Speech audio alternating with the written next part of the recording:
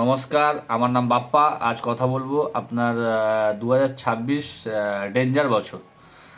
তো এই অর্থে বলছি, যাদের জন্য ডেঞ্জার, যারা হচ্ছে আপনার লেজিনেস থাকেন, যারা ধরুন আপনারা চাইছেন যে দুনিয়া জিততে, কিন্তু আপনারা চাইছেন যে আজ থেকে নয় কাল থেকে আপনারা কোনো কিছু কাজ করতে চান, কিন্তু আপনাদের মনের মধ্যে থাকে যে আপনারা আজ থাক কাল থেকে করব।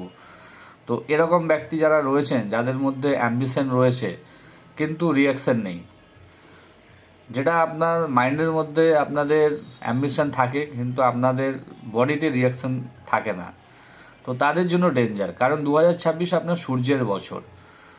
সূর্যের মধ্যে তেজ রয়েছে, আপনার শক্তি রয়েছে, কিন্তু এটিকে আপনাকে কাজে লাগাতে লাগবে। সূর্য হচ্ছে আপনার রাজা, যাকে বলছে কিং। তো রাজার মধ্যে তেজ জেদ আপনার এগুলো নর্মালি থাকেই, তার সাথে আপনার শক্তিও থাকে।